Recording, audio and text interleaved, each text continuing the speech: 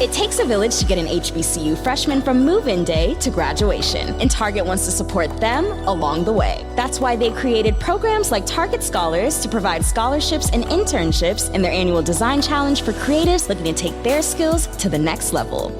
Target knows the good that comes from creating opportunities. Just ask the 1,400 HBCU alums they employ. Head to target.com/BlackBeyondMeasure to learn about the brand's commitment to HBCUs in the communities they serve.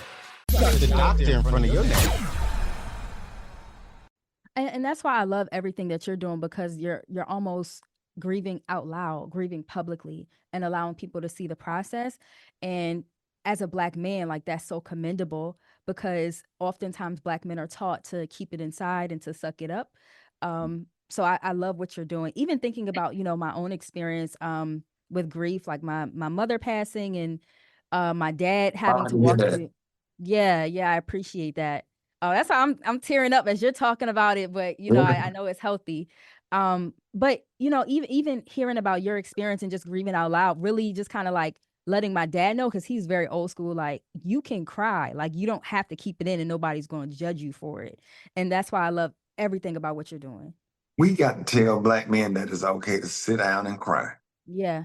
And Yes. when I tell you I sit down and Yes. cry, I can see the cries still in the walls. Yeah. I have a certain spot that I sit in my house when I want to cry.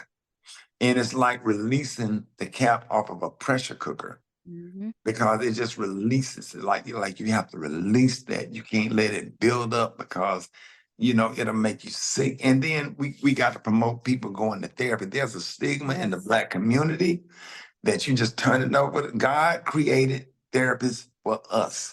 Right? When you roll your ankle, you don't pull out a Bible. You get up and go and hop to the doctor. Exactly. And the brain is a muscle, just like your ankle. And why can't we, figure out how to go and get help for our mind? Somebody like yourself that's professionally trained to help us process those feelings, because you can go into a deep state of depression, and then you start, your brain start to affect other organs in your body. A lot of people don't survive grief. A lot of people die themselves after they lose a loved one. So we have to be real careful.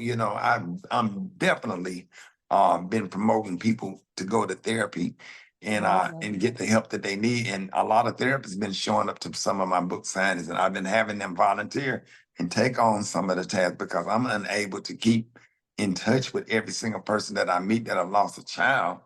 Just making sure that they have resources, as they read the book and open up and have somebody that they could make an appointment with and just do what they need to do.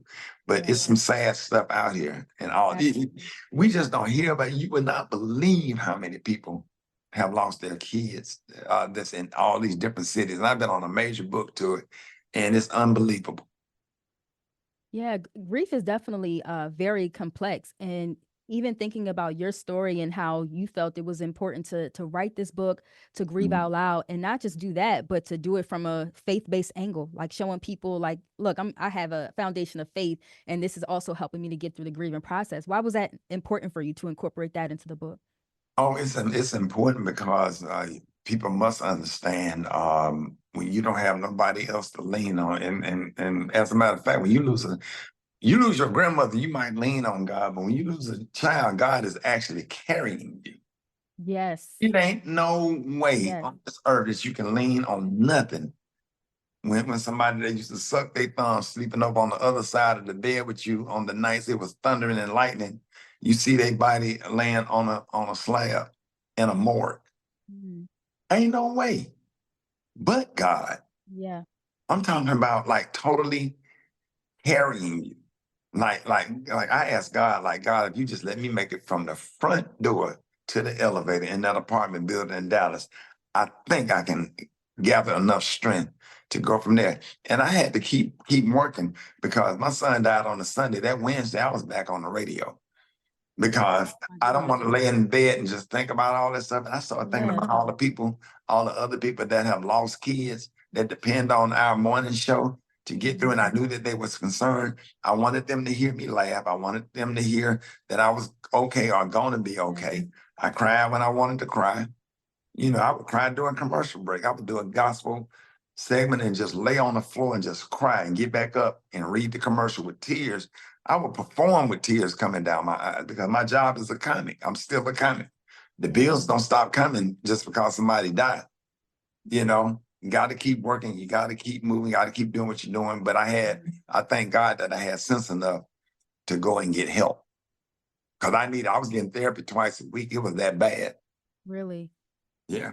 That was nobody but God then. Nobody but God. The doctor in front of your name. When something happens to your kitchen, you might say, "This is ludicrous." but that won't fix your home. That will only get you the rapper, Ludacris. Having trouble? Don't panic. Don't be alarmed. You need to file a claim? Holla at State Farm. Like a good neighbor, State Farm is there. That's right. You can file a claim on the app or call us. Thanks, Mr. Chris. No matter how ludicrous the situation, like a good neighbor, State Farm is there. State Farm, Bloomington, Illinois.